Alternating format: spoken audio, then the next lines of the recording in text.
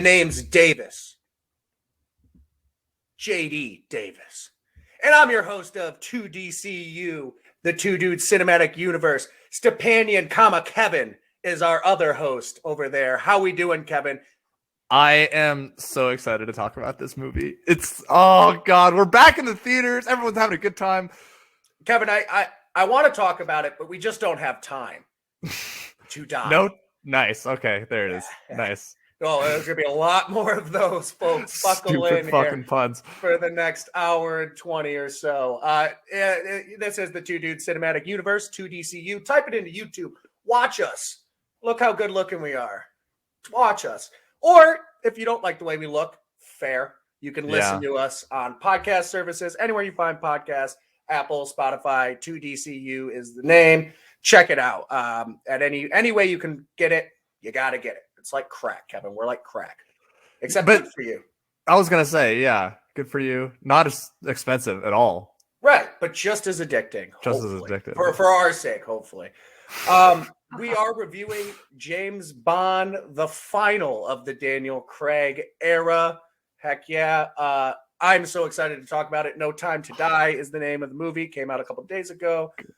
We're excited to talk about it. We won't get into our feelings about it. We have feelings all over the place. Strong ones.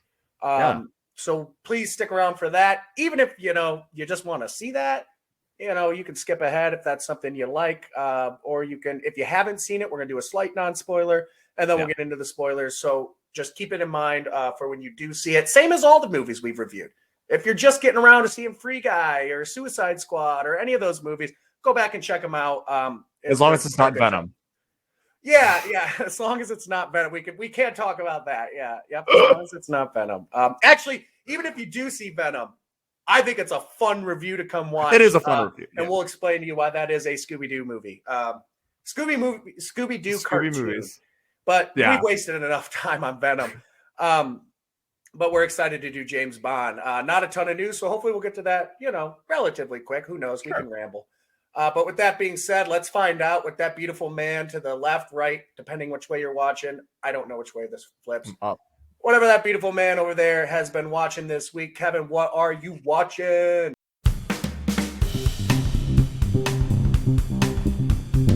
And during that little break, Kevin was trying to figure out the name of the show he's been watching, because it's obviously very, very tough. So, Kevin, did you get it? What's the show? Yeah, I got it. So late to the party, and it is my own fault. I tried giving this show a shot a while ago when it first started coming out. But A Man in a High Castle off Amazon Prime. It's basically I know you've tried this show before. It's basically. Oh, you haven't? You've just heard bad things. Got it. Okay. So. No, I make opinions based on nothing I've seen, heard, or read. Got it. All right. Yeah. Perfect. Yeah. Other people's opinions are my opinions now. That's how I operate. It gets shit for being slow and just kind of weird. But it basically, if the Allies lost World War II and if America split into Japanese and German occupied America, and it's kind of the resistance here in the 60s. And Hitler's on the way out, and these German guys are all fighting each other and trying to get the Japanese, and it's a whole thing. And so, so it's the good guys won, is what you're saying. Sure, yeah, 100%. Just kidding. This is an anti-Nazi podcast. We threw that out there a while ago. I'm just doubling down on that. True. Anti-Nazi podcast. Very pro Indiana Jones, anti-Nazi. Yes. But yeah, it gets a bad rap for being slow. Not a great pilot, just because of that. But once you get the characters down, I really am interested. I finished this first season in less than a week. And it's a good watch if you have the time. See, that show to me has always kind of seemed like the concept is better than actually watching it play out. And again, haven't seen it, so I'm just going to ramble about things and have strong opinions on things I've never tried, because that is the ignorance of J.D. Davis. But that has always kind of seemed like a cool concept. But the people I know have tried it have all kind of given up on it, or who have finished it were like, does it come to a conclusion? How many seasons are there? I don't even know many people that have. I think it's 4. I'm pretty sure it's 4. I didn't realize it was that many. I mean, it's only like 10 episodes a season. It's not like you're going into 20 or anything. It's a standard, high end, high budget show as with the 10 episodes a season. Right. But yeah, I recommend it. It's not, don't rush out of this podcast to go watch it. But if you have time and you care about like espionage and subplot and stuff, it's a good one, especially with subtitles. And that's not a suggestion. You're actually not allowed to rush out of this podcast. Once you're in it for the whole thing. So that's right. Don't leave us. We'll be sad. Cool. Very cool. Yeah. My banner left for some reason. Yeah, I don't know. Maybe I'll check it out, but I gotta admit that's probably low on my list. I still haven't done Foundation. Sorry. Or Peaky Blinders. Well, I've done Peaky Blinders. You finished Peaky? Oh, okay. Well, most of it. Again, new season's coming out. That's why people get mad at me for this, but it's kind of my Netflix take in general. It all just is overplayed and worn out. And as good as Peaky Blinders is at times, and I do think it's a really good show, I just get bored with the concept. My ADD ass can't watch 6 seasons, I guess, of the same concept. I don't know. That's why I'm starting to like these short series quite a bit that we're kind of getting into. Cool. Very nice. Check that out if you are so inclined. What are you watching, JD? I don't know. Oh, it sounds like what everybody's been watching. Highest grossing, I believe, like in the first week or something, like 11 mil or I'm not going to say the numbers, but Squid Game on Netflix, the Korean project that is the dub version. I think you could watch sub as well. But I've been watching the dub. I watch it like in bed or like I'm on my phone a little bit. I'm not watching it that intensely to like, the way I would watch like Parasite or something like that, where it's like, actually like the original language is pretty cool to watch it in. Yeah, this is going viral, and that's why people are watching it. It's a good show, I would say, but like good at best. Like I just don't get I do get why people are watching it. It's the ideas of the concept is cool, but we've seen it before. It's everything on Twitter. It's a social media thing, which is it looks good. I mean, like I like it. Like I don't think it's Game bad. Master and stuff. Yeah, right. If you haven't seen it, it's obviously the people in poverty can win money on these childhood games, but it's like a Hunger Game. It's Hunger Games meets Saul's, the best way to put it. Mm-hmm. It's not as like Hunger Games where it's just here's an arena and go. You are playing these games for the entertainment of other people. But you can win money and you do die in the process. It's a whole thing. Yeah. And to be honest, it's just good. It's just kind of fine. You said you started watching it and didn't finish it for that reason. I started the second episode. I don't even think they got to the game, so I haven't even seen it. But I don't care about any of the characters at all. But I'll probably end up finishing it, just because it is only 6 episodes. It's 8, I think, 8 or 9. Well, maybe I won't then. I don't know. No, they're not terrible. That's fine. Yeah, they're entertaining enough. The game, just kind of wanting to know what the next game is, kind of keeps you involved. Sure. Which probably isn't like the best formula for a good show, where like the anticipation is only like, oh, I wonder what game they're going to play next. But they do find fun, creative ways to get out of the games and the situations and things like that. It's well written in the fact that there's more than, and you're not there yet, and I won't really say any spoilers, but there's more than just the game going on. There's behind the scenes stuff that comes into play. I don't think you need to go see this or rush but if you're bored, if you want a bingeable show, it's bingeable. It's Netflix binge, watch an episode before bed, the crap out of it and be done with it and not think about it for a long time. I mean, it is the Netflix formula through and through. The end has a decent twist. The last episode I enjoyed, actually. I like the way it wrapped up, which I don't know if everyone does. Actually, I've heard a criticism on that. I actually did like the way it wrapped up. And no spoilers, but there's definitely a wide open door for more. And I don't know if I need more, but it's doing crazy successful from as a business sense. Netflix would be silly not to do more. So I think we'll get more Squid Game, but I don't know if it'll be something I need to see or will even watch.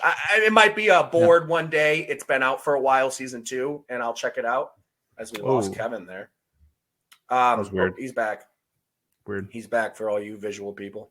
But yeah, it's kind of just a viral sensation kind of taking over the thing and lots of memes. It's a meme show. I mean, it's a meme show. Sure. Yeah, it's fine. It's not bad TV. It's good TV. It's not HBO. It's not anything like that, but it's good Netflix. Is probably the best way I can describe it. Agreed. But yeah, so maybe check that one out. Kevin, you have anything else you've really been watching, or is that kind of? I'm rewatching Psych, which is one of my all-time favorite shows ever. Just Nice. so funny. It ages so well on Amazon Prime. And people love Psych. My cousins love Psych. I know I've seen a few episodes. It's very like episodic, like you can watch it. I've seen episodes until the later season when like relationships and stuff. But yeah, Right. you can watch whatever episode anytime, and it just all the jokes hold up. They're funny. Maybe I've had enough people tell me that maybe that might be a one day when I'm looking for kind of just like binge before bed content. That seems like a good spot for that. The other thing, in anticipation for the James Bond series, I watched Skyfall. I was like, I wanted to watch them all, but then I was like, I didn't give myself enough time. And I'm like, all right, I just kind of wanted one that would get me excited. And I really like Skyfall. We'll get into kind of all of them and where we think this one sits in our favorite, the new one. But I've always really liked Skyfall. So I kind of wanted to just watch one that I knew I'd like and kind of just get me excited for Bond. Yeah. And there's probably one or two in there that wouldn't have done that for me because I don't love. You could probably guess those, but we'll get into that. Just throw it out there. I did watch Skyfall. I did finish. I was talking last week, the Fear Street trilogy, that little 3 movies. I did finish those. They're fine. They're fun enough for spooky season, Spooktober. If you're just looking for something, like I said, they all connect. They're fine. They're like slasher horror, kind of fun. Very Stranger Things, like the decade matters, But I kind of talked about that last week. But I did finish that. Then Kevin, have you been watching What We Do in the Shadows? I know we talked about that a couple weeks ago. I love this show. This might be the best. This might be the best season. This is really funny. Hilarious. Colin Robinson at an all-time high. The Vegas episode killed me. Vegas was the boys. Right. And if you're like, what are they talking about? You didn't catch the show a couple weeks ago. It's modern day vampires in a mockumentary. FX comedy. It's a very FX. If you've watched any half an hour comedy on FX, they're funny. They can be a little raunchy. It's a spin-off from really the Taika Waititi movie. Yep. Yeah, which and is he's excellent. an executive producer on it. Oh God, yeah. I've been trying to show my friends this. Like every time we do a comedy, I want them to watch the original What We Do in the Shadows with Taika Waititi, but it's not on anything. And it's like I might just have to go see if I can find it and buy it or something. It can't be too bad. But so that's a little fun thing. But other than that, it's been our weekly stuff. I'm actually behind on Titans. I've not the last couple of weeks. It just have been busy. I haven't watched it since the last time we spoke. Yeah. Okay. Good. So we'll keep it at that. I gave up on What If I'm being honest. I might watch them all at some point. Maybe binge them. I kind of gave up on What If. You gave up on a Marvel thing. Look at you. I'm so proud. I'm going to watch them at some point. Sure. It's fine. Yeah. Look, there's going to be so much Marvel stuff coming out that you're there. If you've seen everything in the MCU, it's going to become harder and harder to keep doing that. So they're going to have kid shows and a bunch of other stuff. They're going to make it harder and harder to keep watching everything, which is maybe a good thing, maybe not. I don't know. As long as it doesn't saturate matter for the story. Right. That's the big reason why we watch anything canon in the first place. No, I'll watch anything canon. Just I'll even if it's bad, I'll watch it to keep up to date. Just to keep up, right? I mean, I probably would not have started, or I wouldn't have finished Falcon and Winter Soldier. Why couldn't I think of that? I wouldn't have finished Falcon and Winter Soldier if it wasn't canon. Yeah, if it wasn't Marvel and wasn't canon and was just a show, I probably would have given up on it after a couple episodes because we both talked that's not our favorite, but hey, to each their own on that one. Well, that was kind of what we've been watching.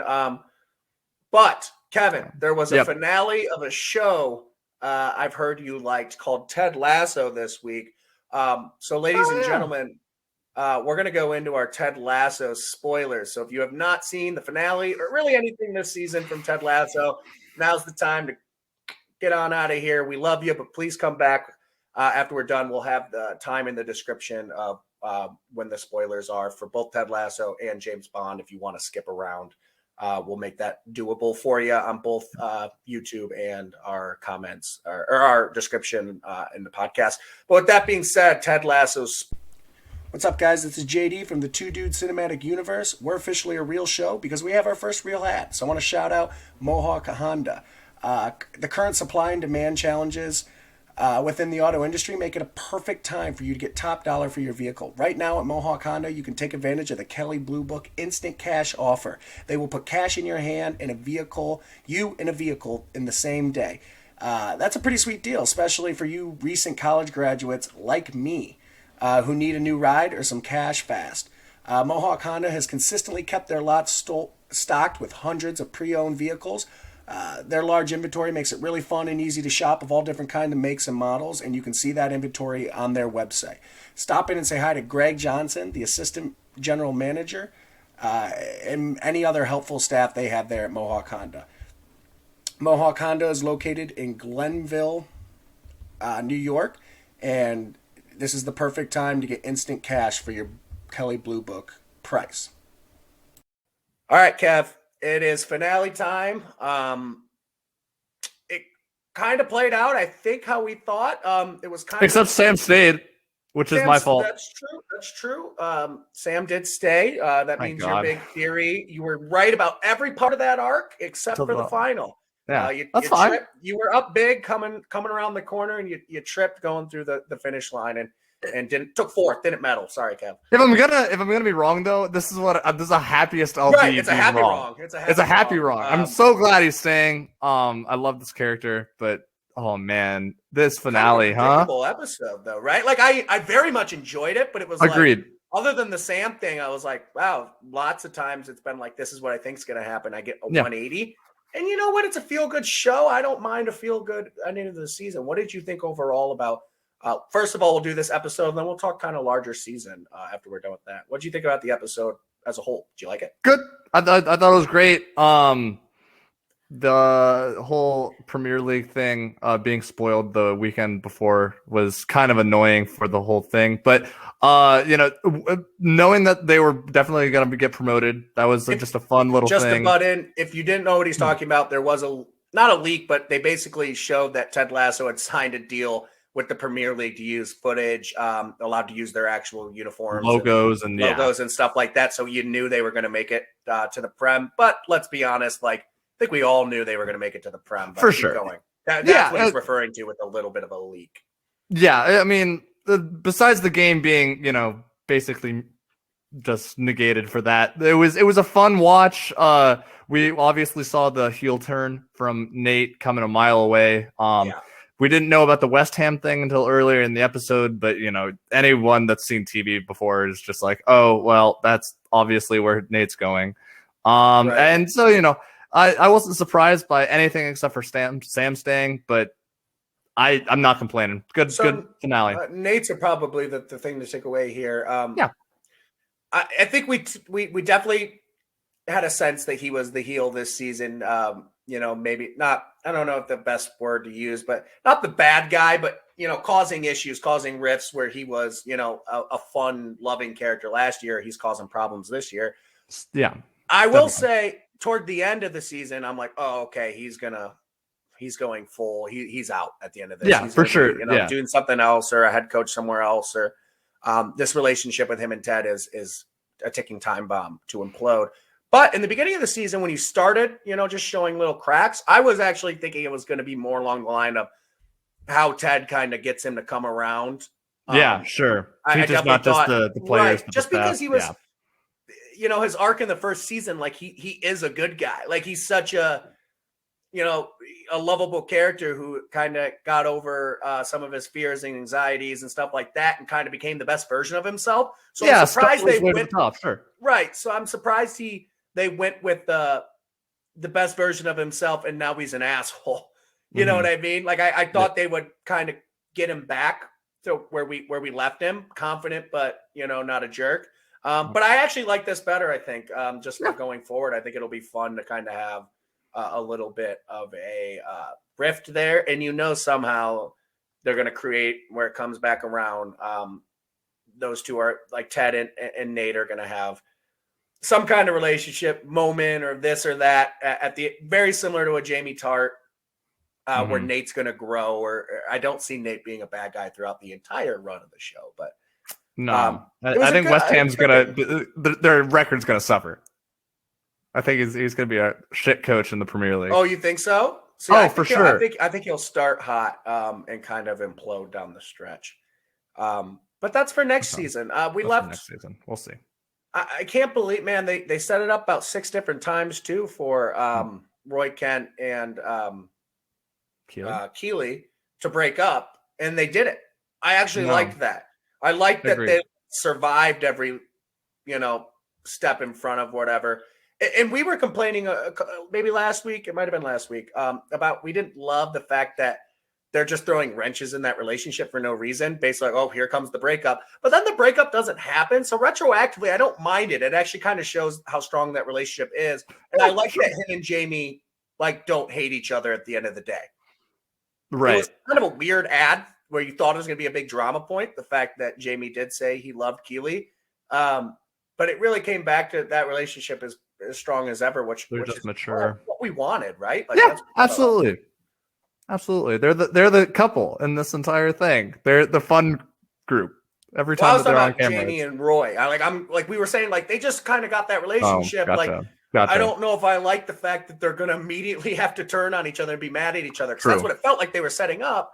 And that didn't happen. So I was to that point. Did you like that? I like that. I like that too. They had that little nod in the finale as to their whole I fucking hate that you did that, but I'm over it. And they're moving past it and they're just becoming, not necessarily friends, but they're together.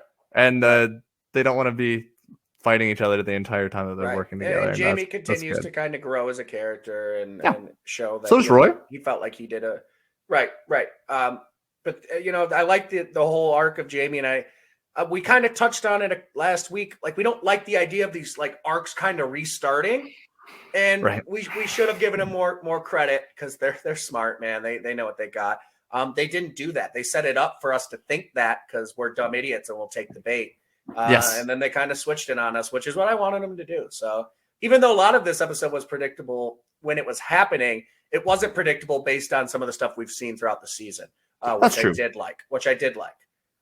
With that being said, what season-wise, season 2 better than 1, on par? What do you think of season 2 as a whole? We'll talk about that for a few minutes and move on. Okay. I think the average is about the same. I think season 2 has better episodes and worse episodes than an average season 1 episode. Yep. But I thought the lower lows. Agreed. That's really all I have. We talked about it, at length for every episode. I want to say that season 2 is better, but I do agree with you. There are better highs and lower lows, but we were damn perfect 7 of the 10 episodes in, and there was 2 in a row that weren't bad, just weren't great. I would actually throw Beard episode I just straight up didn't like, especially because they didn't really do much with it. But there were two episodes in a row there after the first. I think we were on the same page. We're this show just keeps getting better and better. After the Man City game, we're this is the freaking greatest show ever. And then they kind of came back down to earth the last couple of weeks, and I thought the finale was strong. So I will say I think season 2 was, I'll say better, but you're right. Season 1 just didn't miss at any level, and season 1 might have been funnier at times. It was more comedy than drama. Definitely. This season had its comedic moments. It was very funny. Don't get me wrong. I mean, especially early on, very funny moments. But a lot of it felt like the first 10 minutes is going to be funny. The last 15, 20, whatever, depending on the episode length, is going to be more serious. That was kind of a formula they used this season. Season 1 was getting in that audience. Season 2 is making you care about the characters. Yep. And we have some gems from this season. The Man City one, of course. I'm going to watch the freaking Christmas episode around Christmas time every year. Yeah. That's going to replace some of those sitcom Christmas episodes that you watch every year. I know some people like to do The Office and Parks and Rec and stuff like that. Always Sunny, baby. Always Sunny. Good Christmas episodes. Good Christmas specials. So that's going to have to be on my list around Christmas time. That was a good one. But man, Ted Lasso, excellent show. Just excellent, top to bottom. Well done. Yeah, it's an excellent So show. excited Also, for I season 3. little last thought on the final episode. I like the fact that they set up the African the owner of the team in Africa. The Ghanaian, yeah. Conan's friend. I like they set it up as like him kind of trying to get Sam in there as like the good guy. And then you see kind of his true colors at the end. That was like fun. Yeah. That was just a fun little thing because the entire time you're sitting, like it kind of confirms to the audience that Sam made the right choice going into next season. Mm-hmm. You're not sitting there like, but man, like you feel bad if Sam passed up a really good opportunity, like all said and done. It kind of confirms to the audience, like, no, this guy was a dick. Like this was the right decision for Sam. So I did like that. Yeah, for sure. What do you think, Gab? You'll watch season 3? I think they got me. If I twist your arm, you'll watch season 3. Yeah, awesome. For sure. Can't wait to see what they do there. Jason Sudeikis deserves all the praise that he has been getting. Because that has been a great show. And a lot to do with him and that cast in general, which is probably not big names. I don't really know anybody in it before this. I've done a great job. So hats off to the Ted Lasso crew. They've done a great job. With that being said, that was your Ted Lasso spoilers. Come back, turn those off, get rid of that nasty banner there for you people that haven't seen it. Please come back and watch the rest of the show with us. Crazy final episode there for Ted Lasso, where he goes back and becomes head coach of the Dallas Cowboys. It was insane. And then the nuclear holocaust happens. The nuclear holocaust happens as the New York Football Giants score the game-winning touchdown over Dallas. Man, now we're talking fiction. Yeah, now we are talking fiction because the complete opposite of that happened this week. So just tough. But so come back with us, and we're going to get right into our news topics. A little bit of a slow news week, but we'll talk about some stuff.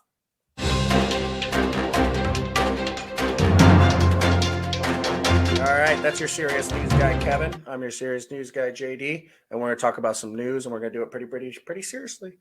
Right off the rip, Kev, Mandalorian is filming right now, season 3. That show has been such a breath of fresh air from the Star Wars universe. Sure. And it's just good news hearing that it's coming back again. How pumped are you to hear, that getting kicked off? That filming is always just like step one, right? Like it's always just okay, good to hear it's filming. It's going to be a while, but once it starts, it gets finished. Definitely. So. I like the show. I don't think I'm like crazy stan for it. I think there's really phenomenal episodes and some that are just like, okay, fine. That's great. Kind of a stan. Yeah. But it is one of the best, Star Wars things that we have, especially after Visions and whatever. But I am excited. I love the entire cast. And hopefully we do get to see another Mark Hamill appearance here. It'll be interesting to see where it goes. After what happened. We'll quick spoiler warning if you have not seen Mandalorian. You're 2 years behind. Yeah, just shut up and watch the show. Yeah, no, you should have seen it by now, especially if you care about Star Wars. But where they go with Baby Yoda being gone, and where is he going to be a part of the show? Is Luke going to be a part of the show? Is that its own thing? Are we going to continue to follow the Mandalorian? The idea that we would see maybe Boba Fett would take over is not true. I think that's definitely where I thought we were going with it because Book of Boba Fett is doing its own thing. That was announced. So what do you think about Book of Boba Fett? Are you excited? Less, more, equal, excited to a Mandalorian, or about equal? Man, I guess I've now, having spent 2 seasons with the Mandalorian, I have a connection with him as much as I do with Boba Fett, being in the movies. You've seen him more on screen than Boba Fett, that's for sure. Exactly. Yeah. So I'm about the same. I like the idea. Obviously my biggest draw to the Star Wars universe is lightsabers, and neither of these are going to really have that as a predominant thing. But it is cool. Fair. The universe is there, and I excited to see some bounty hunter action, I guess. Yeah, I think Star Wars works in TV form. I don't want to say better because obviously it's a big thing, but I think there's plenty of spin-off stories to be told. Sure. And I like the start of the ones we've gotten so far with Mandalorian, and I feel like we're going to get a similar vibe with Book of Boba Fett. So those are obviously 2 things we're excited about. Obviously, Book of Boba Fett, that news came out like a week or 2 ago. We just really haven't talked about it. But Mandalorian season 3 filming. like we said, like we'll get excited for it more when it's closer. But like any project, you hear about it, step one, and then filming is step two. So you can't get to step three, which is the hype, and step four, which is watching, unless you get to step two, filming. So we're there. Very exciting stuff for Mandalorian 3. Kevin, a little Marvel talk here. Ooh. What did you think about Will Poulter? Yes, that's the kid from We're the Millers and Bandersnatch. Mm-hmm. From what's it called? What is that series called? Sorry, Black Mirror. Black Mirror. The Bandersnatch episode. Yeah. Kind of a dorky looking kid is going to be playing Adam Warlock in the new Guardians film, which was set up obviously in the last one. In James Gunn we trust, but what'd you think? I think he's fine. I mean, I don't really know much about him. He's a bit character in a bunch of things. Like, I don't know. The biggest and very much a goofball. Which is not really Adam Warlock's thing. Oh. He's like one of the most powerful people in Marvel, and it's going to be weird. He's one of those characters that it makes you question the power dynamic, like him versus Hawkeye in a fight. But we'll see. Hawkeye's officially on TV. He doesn't get these kind of fights anymore. That's true. It's going to be a Guardians movie, and I'm going to be drooling out of my mouth for a 2 hour straight, and it's going to be great. So, I mean, what are we talking about? Yeah, no, exactly. My initial thought was very interesting, especially because, like, I don't know a ton about the character. Sounds like maybe you know more than I. But just from what they set up in the Guardians, that it's supposed to be like this perfect like being. Yeah, it's kind of how I just thought it'd be like a pretty boy, kind of. Like like this actor Will Poulter is kind of known for being goofy acting and goofy looking.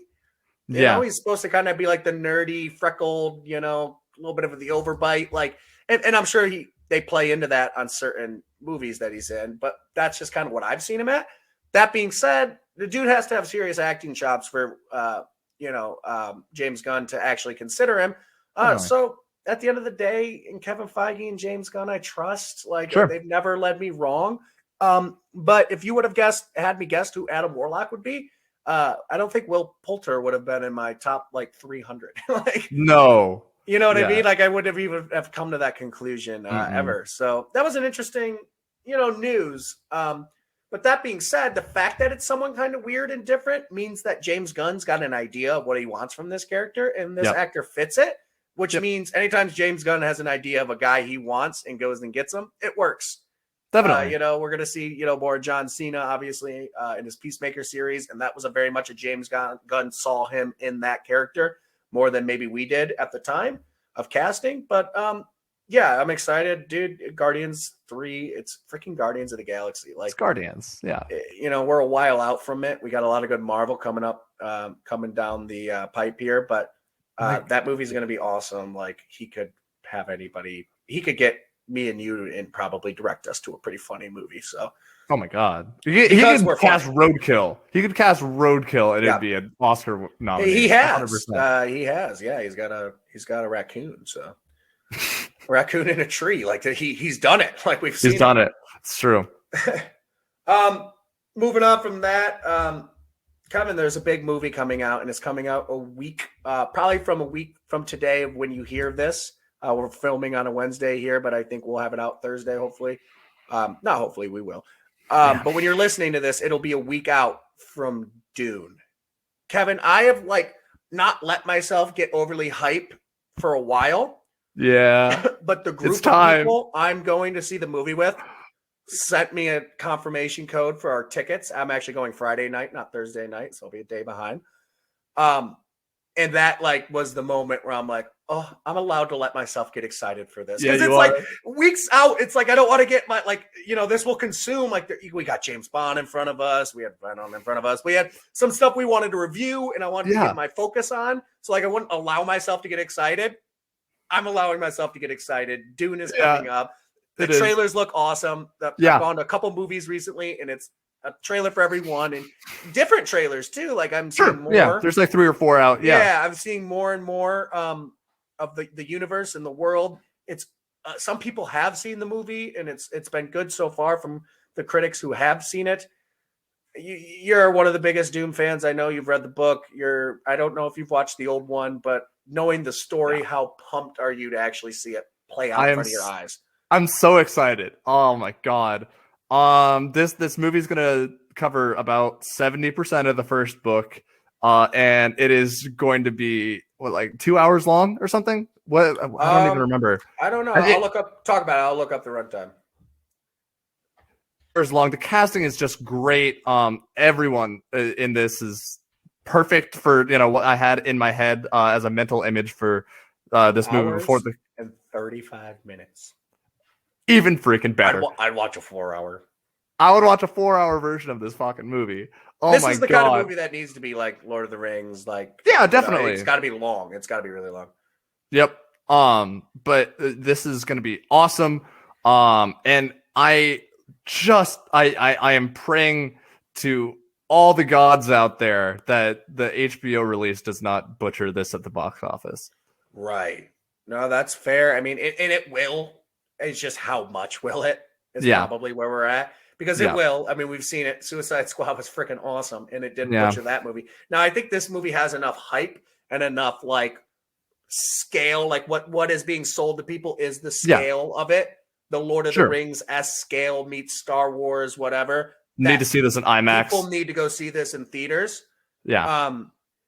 I think that message is getting out, but there will still be the people that there's a group of people that like will always look at it as if it's free on HBO, that's where I'm going to watch it. Yeah. There's always going to be that group of people. So it will affect the box office, but I'm hoping it's still successful. I cannot believe they actually let this. I know, it's a Warner Brothers, right? Because it's being let on. Yeah. Has to. Yeah. Right. Yeah. I think so. Has to, right? But like, I just can't believe when they wrote that deal, they didn't just say, but not Dune. Like, I think they no kidding. Had something in there. I would have delayed this movie. Like, even if, because, when they first made the deal, they weren't sure about where theaters would open, what if people would be going back. We weren't 100%. It's a different world, 6 months ago or whatever. But, like, I would have held out releasing it for this to be on theater. You know what I mean? Like, they should have known. I mean, yeah, no kidding. I would have at least. But yeah, I'm beyond excited for this. I'm letting myself get jacked. The people, there was one person on a show that I like to watch.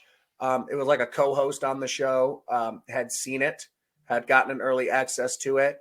And he's like a super fan of the books and old movie and stuff. And he really, really liked it. He's like, if you know the story, you're really, really going to love it.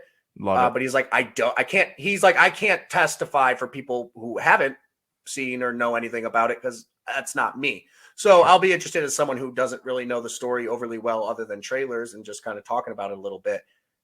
If I'm able to just grab onto that story like a Lord of the Rings, because a lot of people had not read the book at that time when those movies came out. Oh, sure. Right. But I'll be interested to see that. But the one thing this guy did say was, just the unbelievable scale in the realistic look to everything. Like he's like, it is so real in a way that like a movie just hasn't been, especially a sci-fi movie. Like Lord of the Rings obviously is practical, whatever, but at the end of the day, it's like sword fighting. You know what I mean? It's a much easier thing to make look real when you're actually just using real stuff. This is like CGI made look real. As well as practical. I think they do have a lot of practical. So I freaking Dune, man. Freaking Dune. Freaking Dune. Oh my god. Oh, I'm shaking. Oh, I got goosebumps. We're gonna have a great Dune show. We're gonna rush through probably our topics and get right. That's gonna be a long review because we want to do most of our time on that. Hopefully, we'll have a panel of people on here too. That's gonna be a 2-hour podcast. We can. Yeah, we're gonna make this a 2-hour podcast just talking about the anticipation for Dune. Yeah. I'll just run through some things. It's Succession week. Let's go. Succession Sunday. So we'll obviously, that will probably replace our Ted Lasso as our TV spoiler show. Yeah. So look forward to that. If you make sure you watch it in time for the show. Cillian Murphy is back in the Nolan universe. Nolan is like Tarantino, man. He loves his actors. He's got his A crew, his boys. But it'll be fun to see Cillian Murphy actually kind of take a lead on one of these movies, something we have not really seen. I believe he is going to play Oppenheimer, correct? Yeah, that's right. Yeah. I mean, yeah, he's been a second lead in a couple of his movies. Right. Right. But he has never been the guy. No, He's not never been the guy. much in movies, to be honest. No, but it's fun to actually see him. He's going to get that. Obviously, we're going to be pumped to see that. We've talked about kind of the concept of that movie and other news stuff, so go back and watch those. But Cillian Murphy is one of my favorite actors working, and I'm pumped to see him and Nolan come together again because it's a power couple there. But other than that, we got Moon Knight finished filming, so that's exciting. Obviously for TV, it's a little bit shorter time than a movie would be. In between filming and when it gets to come out, so we'll be on lookout for that. We both talked about how much we are excited for Moon Knight. It's gonna be weird. It's gonna be fun. It needs to be weird. I mean, we've done this too. We've talked about this too, but it needs to be dark. It needs to be weird. Don't Disneyize it. We'll just hammer down on that message that we talked about on one of our first episodes. And then Gladiator 2, something I don't think we were asking for, just because it's like. He dies, right? Yeah, it's so like attached to Russell Crowe that I don't know if we were like needing another. If it was going to happen, we thought it would happen a while ago. But Ridley Scott's doing it. Obviously he's got some masterpieces, and let him kind of tackle that setting again. He nailed it the first time. They're writing and kind of developing that, so. I'm hoping it's not a crappy sequel. I'm hoping it's kind of its own story, and they just kind of use the setting as probably the best way to, because that story wrapped up pretty damn perfect. Definitely, yeah. Use the gladiator thing again. Use the setting again, but make a new kind of unique story. I think would be the best. I need a good trailer for this movie. Is what I need. Yeah. Oh, you'll probably get one too, because the music in Gladiator 1 is top notch. Sure. And then the last thing I had is there's a That 90s show coming to Netflix that's going to have the mom and dad from That 70s show. They're going to be watching Eric and Donna's grandkid. Yeah. And have that in the 90s. I didn't need this show. I love That 70s show, but I don't need this show. It's very Does similar. That 70s show end? I don't even remember. I don't really remember either, to be 100% honest. I really don't. Eric and Donna obviously end up together. Yeah, I guess. Right. Yeah, sure. But okay. Because Eric's gone for a while. I think he comes back in the last episode because he's gone for like a season or two. They have that like blonde haired guy. Yeah. This is kind of like the Fuller House thing where it's just like, I don't know if we need these reboots just because these actors aren't doing anything, That being said, the mom is on a lot of stuff. I can't think of her name, but she's in WandaVision. She's in that show. She does things. She does things. Kitty Foreman does things. Yeah. But that's just kind of a run through there of a couple topics. Pretty slow news week. Anything else you got to add, or no? You just want to bond this thing? I just want to bomb this thing. Let's just bond it. Let's just get into it. All right, folks. It is officially time. We are going to review James Bond: No Time to Die.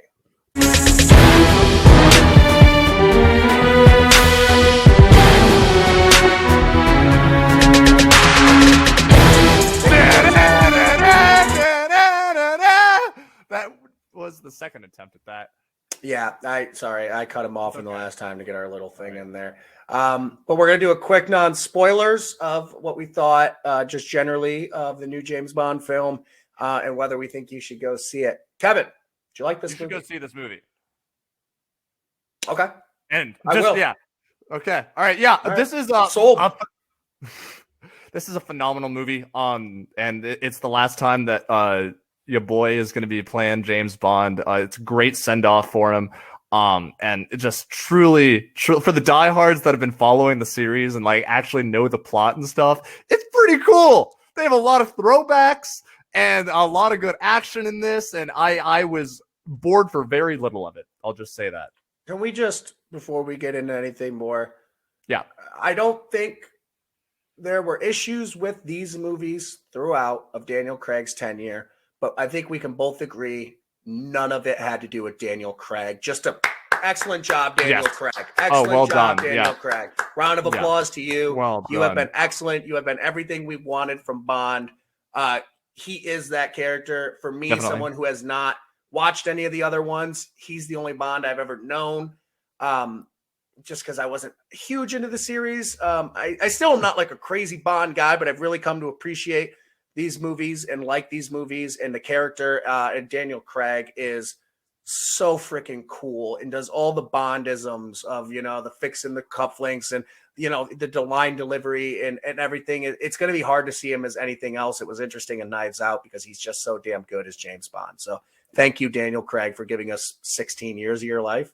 No or kidding. Something crazy. 14, I think, maybe. Something like that. Yeah, Yeah. I think he started in 2006. Oh my God. I think it's like 14. So thank you, Daniel Craig. But I will just say before we get into spoilers, I did like this movie. It's not my favorite of the Daniel Craig Bonds, but we'll talk about that. Yep. But I really did like this movie. 2 hours and 40 minutes, but it doesn't feel that way, which is a good of a compliment as any, because some of the things I do not like about the other Bonds is I feel bored for some of those movies, like a chunk. There always feels like a chunk where I'm like, all right, get on with it. Like, and I don't feel that way. Maybe a little bit, maybe a little more than Kevin in the middle. I felt a little bit like it was dragging, but it's a long movie, man. But I think they do Daniel Craig justice, give him a good send off. I think this is just a really good finale for the Bond series we've gotten to know here. And I think that's the best compliment I can give it. Yep, absolutely. Go see this See movie. it. If you're a James Bond fan, like, duh. If you like action movies, this has some awesome action. If you've never seen any of the other ones and you're like, well, I'm not a James Bond guy, then like maybe not. But I think you probably knew that before watching this podcast that you weren't going to go see it. But if you like action movies, like at all, like this is up there with top tier action movies, top tier Mission Impossible and John Wick and stuff like that. So definitely go see it, is my suggestion. Absolutely. All right. It's also an exciting time here at Godzilla Media because we are doing our first ever bus tour to the UAlbany versus Maine football game on Saturday, October 23rd.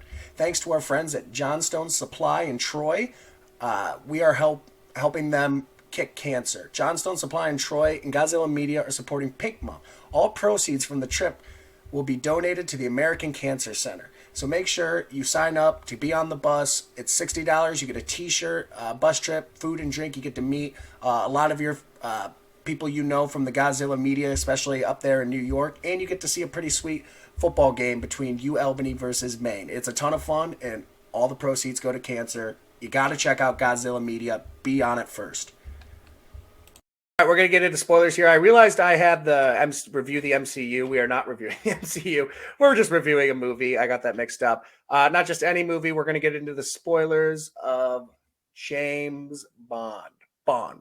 James Bond. So spoilers, Kevin. Let's get right into it. James Bond is dead. I cried. I cried at the end of this movie. He's dead. They got me. So there's that. I think he might be the first James Bond to canonically die in a series. I was wondering that, actually, knowing nothing about it. I was wondering if that was like a thing that happens at the end of movies, or if it's always kind of like, look at James go off in his cool car with the girl. Yeah, I'm almost positive that that's how it ends. I'm pretty sure he's the first one. Yeah. The third act of this movie is excellent. Nonstop. The very action wise, I'm not gonna lie. One of my critiques is I'm a little confused with some of the bad guy intentions, motivations, but we'll get in that in a second. I want to say what I like about it first. The third act was very good, and that last like 5 to 10 minutes is like, I didn't cry because I'm not quite as connected to these movies as you. I'm not quite a crazy James Bond fan. I'd like to say I'm casual is probably the best way to put it, but I had like chills, and like the chills made me like overcome with emotion and like a little bit of like welling up because it was like, whoa. Like, I mean, the Hans Zimmer does it again with like and he usually doesn't do these movies, actually, I come to find out. But Hans Zimmer did this one, and the music that is playing at the end as he's talking to his lady, and I can't think of her name right now. But the Pennyworth? music, no, Pennyworth is the other girl from the Oh, other. right. Yeah. Sorry. Yeah. That lady, yeah. Madeline. James is talking to Madeline. James, yes. Yeah. Gotcha. Sorry. The music that is playing as that whole scene is happening in the, obviously the missiles are coming down on him. I was like, that whole moment, you know me, I can watch a crappy movie for 3 hours, and if you give me that 5 minutes of the moment at the end, I'm gonna leave feeling like that was a damn good movie most times. I can see the flaws, but Yeah. that's kind of how I feel about this. I liked the movie throughout, but the end was so freaking good that it boosted it up a bunch right before I left the theater. She has your eyes. I was like, oh, you got me. You got me. Yeah. Oh, I know. Yeah, they obviously, he has a daughter too. That was a twist in there too. It was one of those, like, as soon as she said no, I was like, they made a point to say like the blue eyes and I'm pretty sure that's James's. We're gonna find out by the end that she's a Bond. Yeah, she is. So, oh my god, great set pieces in this entire movie. From Italy, I think this was one of the most stressed Bond situations I've ever been in, when he's in that sinking ship and he has to try to save Felix. Right. Oh, Felix, oh my god, I was like gripping my seat because, like, oh dude, drowning in open water, that has to be a shitty way to die. Yeah, Jesus. Yeah. So just getting pulled down. That whole scene I thought was very good. Yeah. Oh yeah, for sure. Felix, Jeffrey Wright as Felix, an incredible actor. Yep. And like you said, they so many callbacks to the other movies that rewarded you for watching the other movies, and I'm glad. I watched, and I didn't watch them all, but I did do like a plot synopsis before I went to these movies, even though I had seen them. It had been a while, and I'm glad I did that. Just because they use so much stuff from the other movies more than I expected, for sure. Especially like Spectra, like having so much of that plot kind of intertwined into this. Sure. Yeah. For a movie that I think a lot of people were kind of disappointed in. But yet it works so much better in this as like them being kind of taken out instead of the main big bad. I really liked that aspect of it a lot, that they were like a side piece to it instead of the big bad, because I don't think they worked as a great big bad in the last one. Yeah, I mean, Christoph Waltz is usually phenomenal, but they didn't really give him a script Not that enough. Emphasized his creepiness or potential creepiness as a bad guy. But his like psychotherapy or whatever in this was phenomenal. And even the the little screen time he had was it was great. So absolutely. So I think this movie started very strong. Let's talk real quick about the what do you call that? The credit scene? What would you call that? The cold open? What are you talking about? Yeah, like the narration piece. Wait. I don't. Just like the credit scene. Sure, the opening credits. The credit scene. Yeah, you know what I'm talking about. Like that's Billie very Eilish. artsy for Bond. Billie Eilish song. I thought this was one of the best ones. Sure. The design of it, one of the better songs. I don't know if the best song. I love The Skyfall by Adele. But I thought the animation and all that was so cool. I love the symbolism as all these big monuments and things, the idea of them being collapsed and worn and whatever, and kind of the symbolism between Bond, being this larger than life character that is old and is finishing here. And this idea of kind of like the weathered down, statues and monuments. I really liked that idea, as well as like it just looked awesome. And I thought the song was really good. I think this was one of the better ones. What did you think? My favorite song out of the Bonds is still Jack White and Alicia Keys from Quantum of Solace. They did Another Way to Die, but this in terms in terms of just pure quality of video, this is definitely up there for one of the best ones. Just how much time and effort, how much of the budget is going toward just the first 4 minutes. But it's such a cool thing. Like, such a unique, fun. Marvel kind of does something like that with like that first post or that first like credit scene. but it's nothing like Nothing this. like this. Nothing like this. They just kind of use fun animation and stuff. But these are so like they're very artsy, they're very cool. They kind of get you in the mood, and they whenever those start to happen, like you just kind of lean in and smile and just kind of appreciate being in a movie theater watching a James Bond movie. Like at the end of the day, the music and all that. It's one of those characters. It's one of those series that like you just kind of get chills when like the moment happens when you know you're kind of getting into one of those movies. So that being said, I thought the first act or the third act were awesome. I love the way this movie starts. This has a good case for best cold open of James Bond. Long, also like very long, longer. One of the longest way to get to the title sequence. I thought definitely. I have a soft spot for the Casino Royale one when he gets that shows the double O's that he gets or whatever. But this is in terms of like, oh, we're here. We're watching a James Bond movie. And it's just so good because most of them start immediately in an action sequence. Right. This one kind of did, showing Madeline as a kid. Kind of an action sequence, not really. It was more of a horror sequence than anything. It was freaky. I love that mask, by the way. I wish they utilized the mask a little bit more. That was another one of those. Yeah, he stopped wearing it. But I thought like his crew would wear it. Like I thought his crew would wear it. I thought we'd see the mask more because the mask is definitely a thing in the the title sequence as well. Also, I forgot to add this to the title sequence talk. The bullets, like the shooting of the bullets in a row and like making out the images of the cast.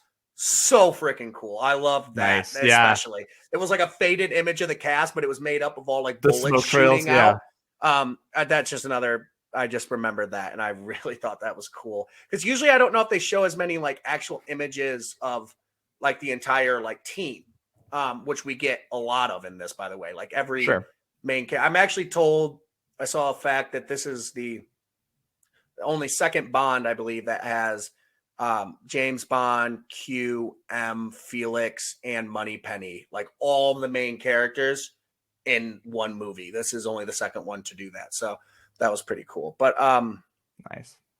Yeah, I like the first act. I like the third act. I thought one of my criticisms was I did think it dragged in the middle, but it's kind of impossible for it to not in a 2-hour and 40-minute film.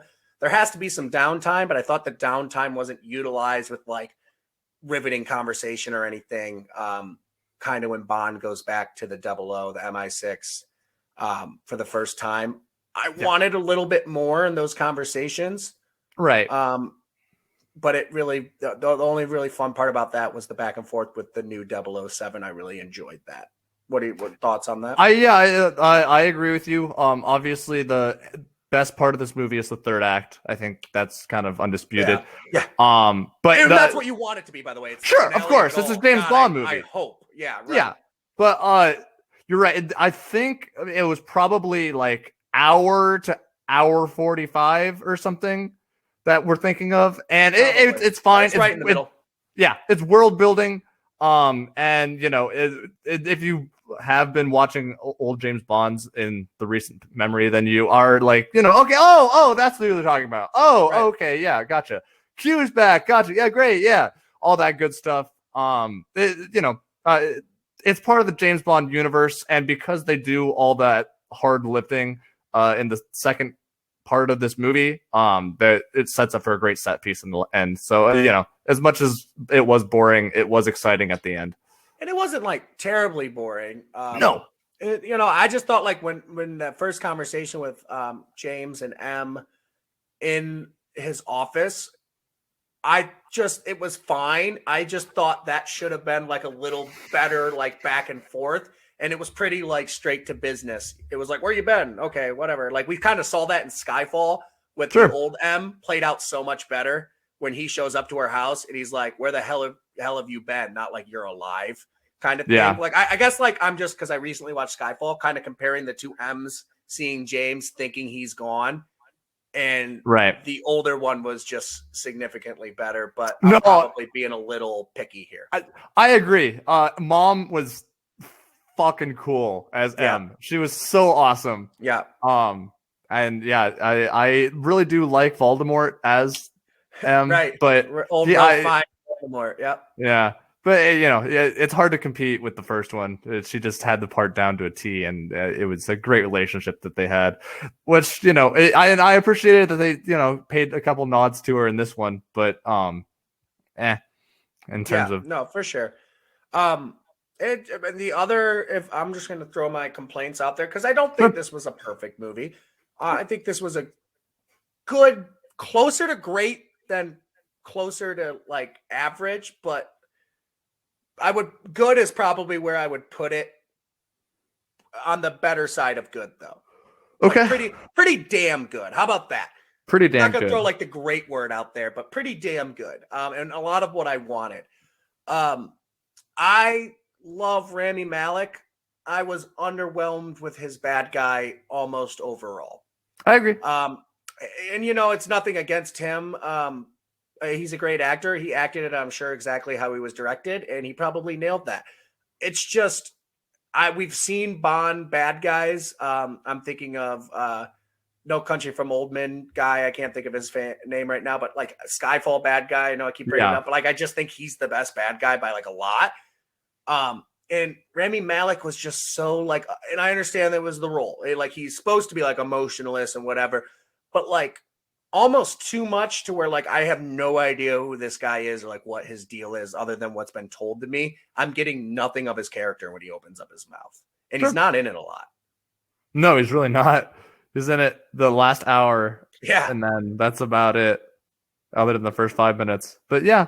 And like his back and forths with Bond, none of them were like tantalizing. None of it was like, oh, like this is crazy dialogue or like this crazy tension. Right. I never felt that like Bond bad guy like moment that I got in most of the movies, not all. Sure. No, and that's 100% valid. I mean, the whole big thing with this one was he wasn't bad guys to specifically James Bond. He wasn't going against MI6. Which I did like for the plot.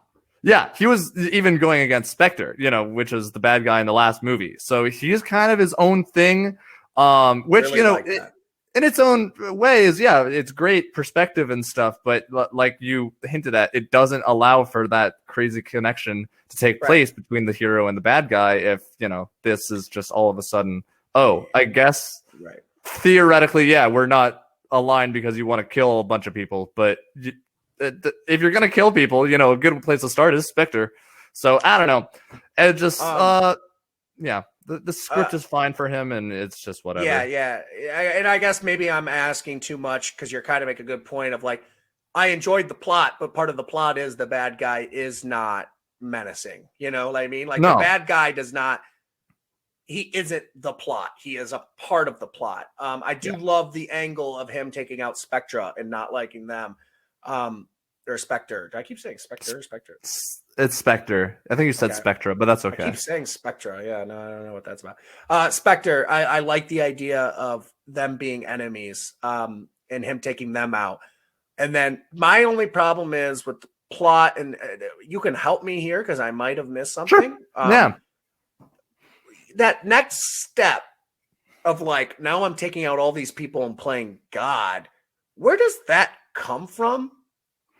That is the lab that he went and No, I understand that. I'm saying like this idea of like Rami Malek is like kind of in it for revenge with the Spectre thing, and then all of a sudden like it escalates to, and look at all these targets. He's like just going to take out a part of the world. Why? Yeah. What's his motivation there? It's his own moral compass. Basically, he's going to be taking out like political leaders and like mass war, provokers and stuff.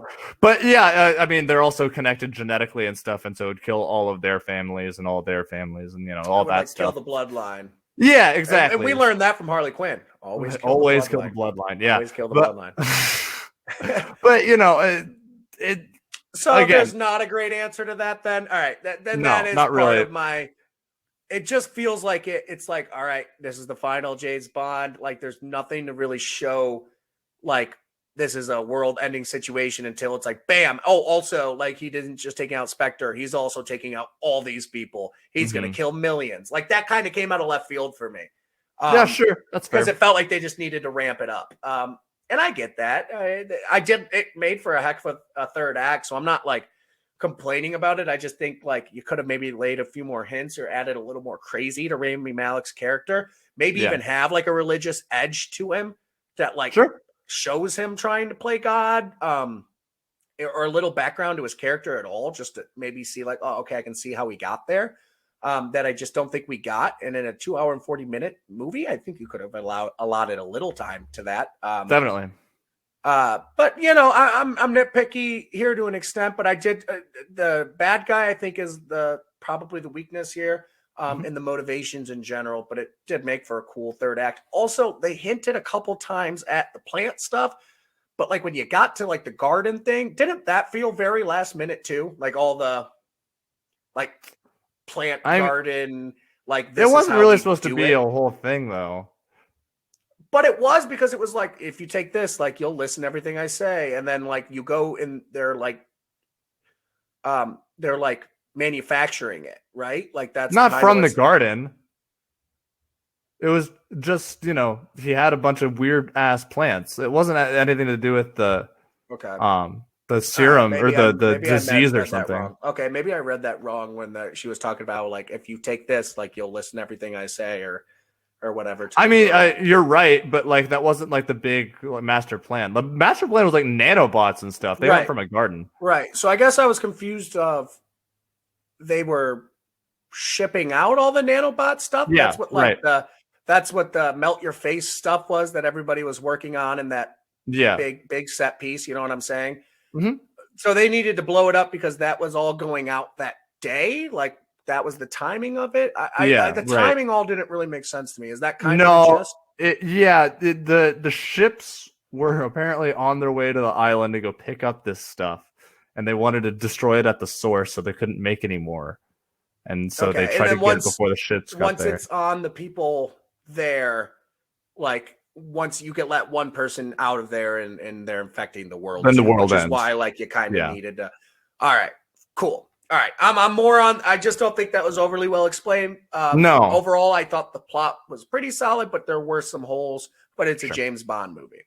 Yeah, the world's ending. Yeah, you got to get there somehow. James will figure it out. I would say great action. Oh my god! Thought the action was as good, if not the best, out of any Bond movie. Lots of it and really good. Yeah, and it wasn't just like hard cuts and explosions and stuff. This was like Jason Bourne-esque, like single shot, just fist fights and knife fights, gun fights. The girl from Knives Out, even her set piece was great, dude. Ana de Armas is her name, and I was so excited to see her. I loved her character. I love that whole scene. When they go, she just seems like a happy person. She does, and I like the like kind of happy-go-lucky, like, oh, this is fun, like character they gave her, especially because she has a small role. Like it was just a fun little characterization thing. I studied for 3 weeks before this. Yep, so good, good comedy too. I laughed. 100%. More than other ones. I thought that kind of helped the runtime not feel as long too. There was enough comedic beats. There was enough there was enough callback to old stuff without being like obvious, you know, without like winking at the camera. Not nudging you, sure. That I did like, and I really did like.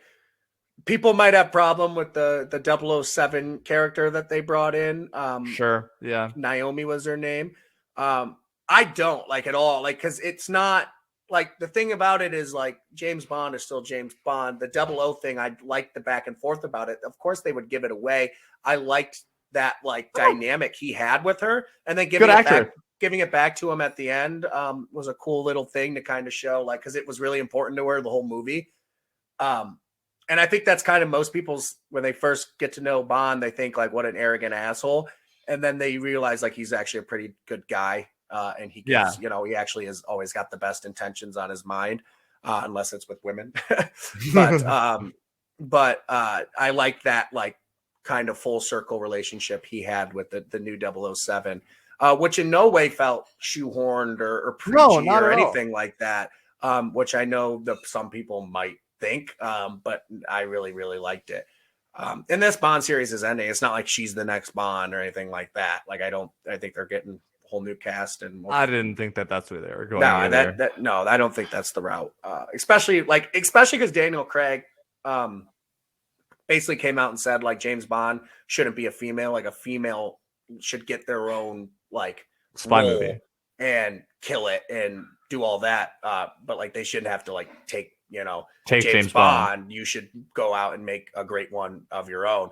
Yeah, for which sure. I thought was pretty solid comment. I don't think he would have said that if like he No. knew where they were going with that. Yeah, for sure. He had seen the end of that movie before he made that statement. Yeah, exactly. For sure. Exactly.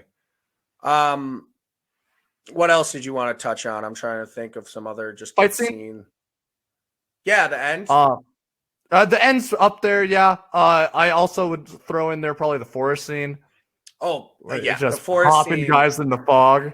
Oh my! Forgot about that. That might have been the best part of the movie. The fog forest scene was the best action part of the movie for sure. Yeah. Oh my god. The dude car fight. Just the AT like pulling the string across. So good. Yes. Oh. The blonde dude who I believe I cannot think of where that guy's from, but he's like kind of the same like backup character, smiley dude. I love how he kills him at the end with the thing falling or whatever. The car just slaps the car. And dude, you killed my man Felix. Like I love that how much he cared about Felix. Call back obviously to Casino.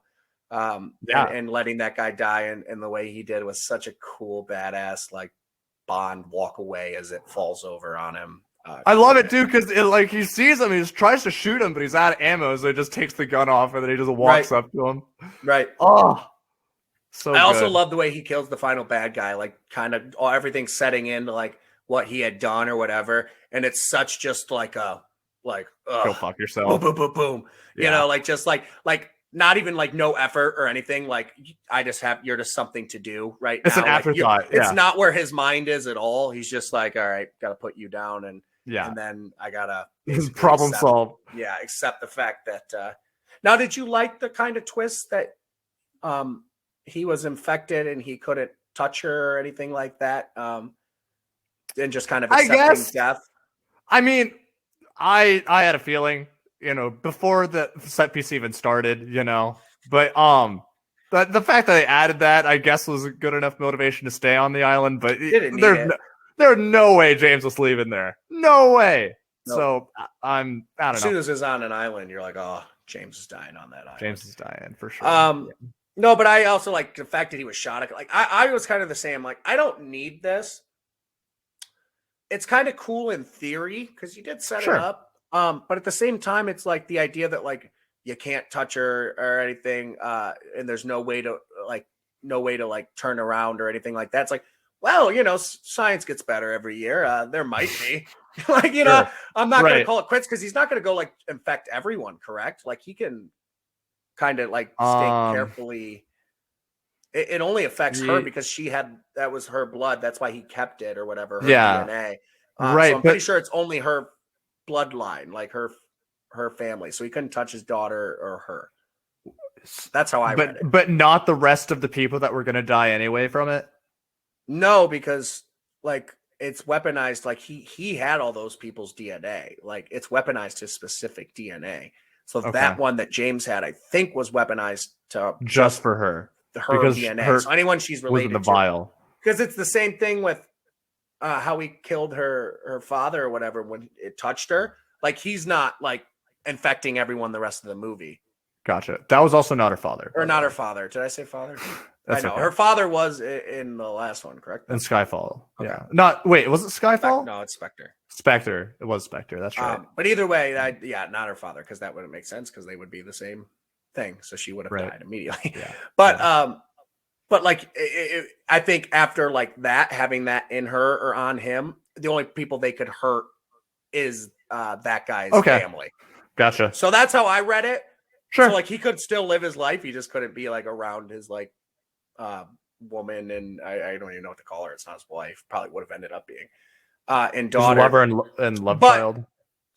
But like he stayed because he couldn't get out in time. Like I think that would have been a fine ending, because the idea of like, I'm just going to like call it quits because I can't live a life with them. No, James Bond is fine. James Bond, fully healthy in time, is getting off that island and telling Q, you're going to figure this out and how to get this shit out of me. Yeah. Like in Yeah. any other movie, that's not the end. It's the fact that he got shot and he is not going to be able to get off. And the second Agreed. closing of the doors is why he stayed. Yeah.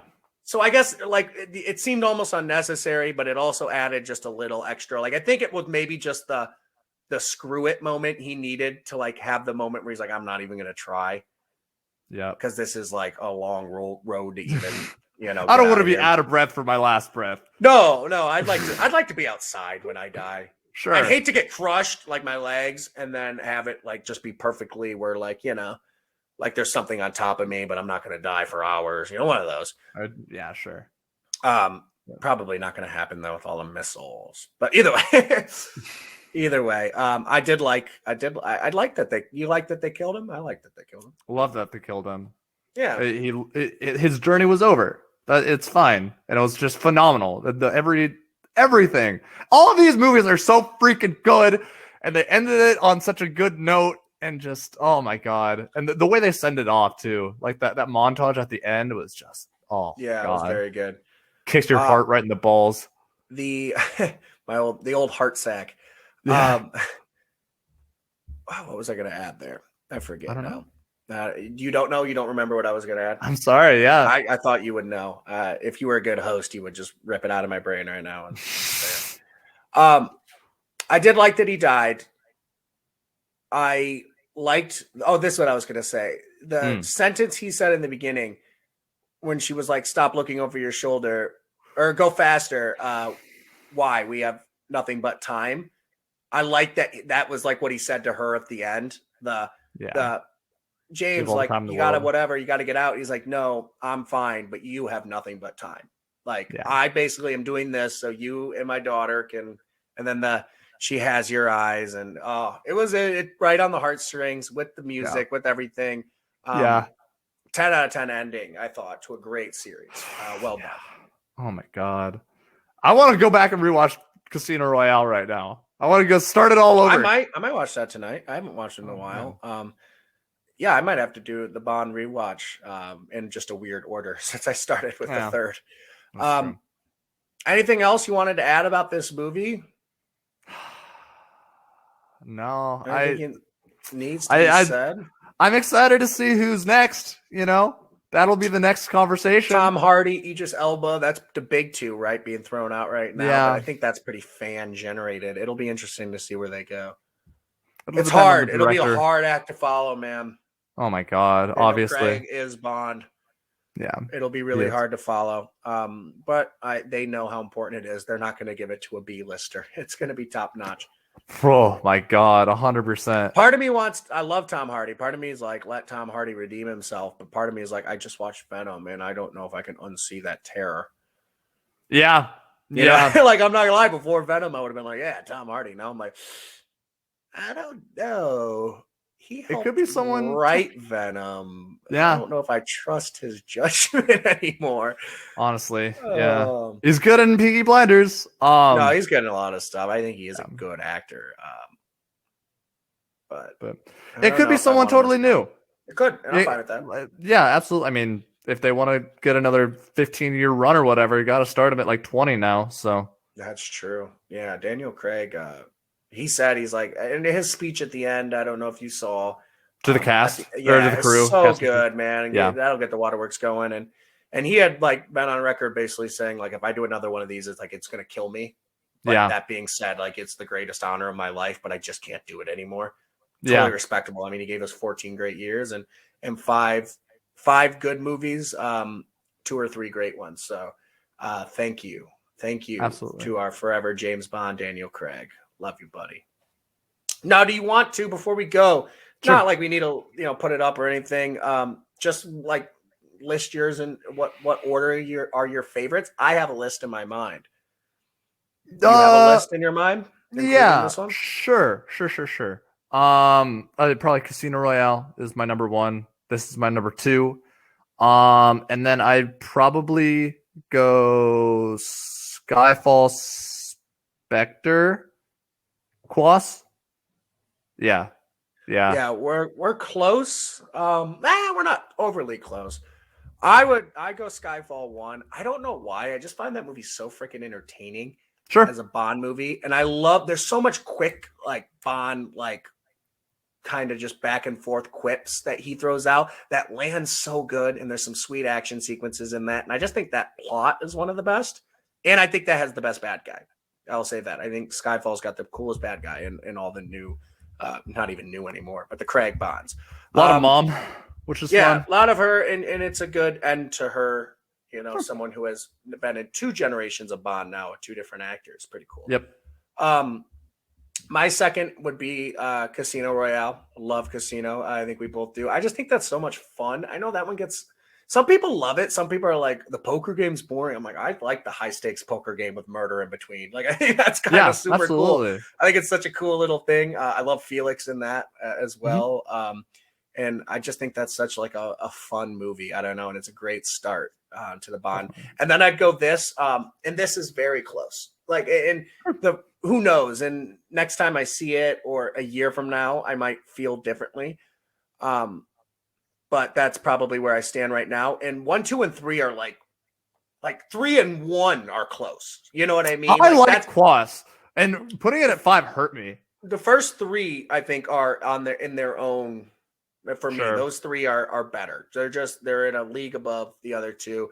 I would then go Spectre. I think there are some really cool action sequences in that, but in general, I find that movie a little boring. And then Quantum of Solace would be my last. I think I've only seen that once with you, and it was like long, and I'm checking my phone, and I'm just kind of not engaged in that movie. I think it might be one of the shorter James Bonds too.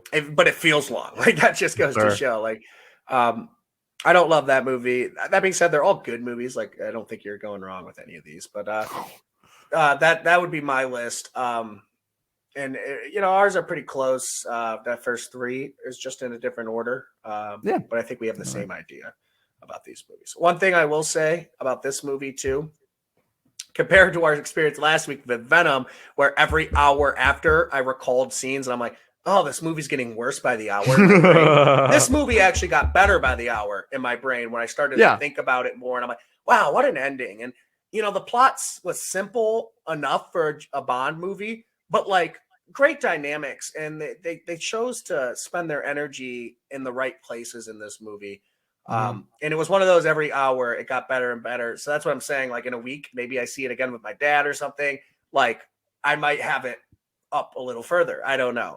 Sure. Because this movie, what a great way to end. It was a good movie. Absolutely. Anything else to add to the Bond franchise? Nope. I'm good. I just want to see this new actor. Yeah, it's gonna be a while. Until we years. have more Bond, man. So appreciate the fact that you get to hear that theme song. Get to see Daniel Craig, and you get to watch Bond in the theaters, man. This was one of the first. This was one of the first movies that got delayed because of COVID. So it was crazy that it finally came out. With that being said, that's our review of James Bond: No Time to Die, except for at the end. That's the very end. Comma. There is a little time to die at the very end. There's 5 minutes to die. In quotes, you have like 9 minutes, or you will die. But so check that. That's our review. Our spoilers is done. I don't know. You might just be done. I don't know if you're coming back or anything for the end of the episode. But we're gonna do Dune. Not next week, because next week is gonna be. It's coming out like Thursday. But the week after, we'll have it. So Dune is coming up next week. We'll probably just have like a fun segment or something. I don't know if there's anything worth reviewing. Succession. We'll do Succession for sure. And we'll see what. It'll be a shorter one, but yep, for sure. Please check us out on YouTube. Type in 2DCU is probably the easiest way to find us. Please like, subscribe, comment, find us on social media. It's at the end of both our social medias are up. That stuff helps so much. If you like it, tell a friend, whatever. And then we're also on podcast services everywhere you find podcasts. Apple, Spotify, all the good stuff. The other ones that I'm told there are. And thank you so much. This has been Kevin also James Bond, No Time to Die. 100% in the friggin' 100%. Yeah, for cinematic sure. universe. Are Of you kidding? course. Yeah. Of course. Of course, this movie is canon. Of course, this is canon in the Phenomenal. Two Dudes cinematic universe. Welcome to the family. No Time to Die. We embrace you with open arms. Yeah. Even though I don't like Quantum Solace that much, I do think all these Bonds, Daniel Craig Bonds, we can safely say are canon. You'll like Quantum Solace as you rewatch it. Probably. Especially, like, I like Bond more than I did when I watched that movie for the first time. Yeah. You know what I sure. mean? Like, I Sure, like, yeah, you know especially the having character. this closure, and I like the characters more.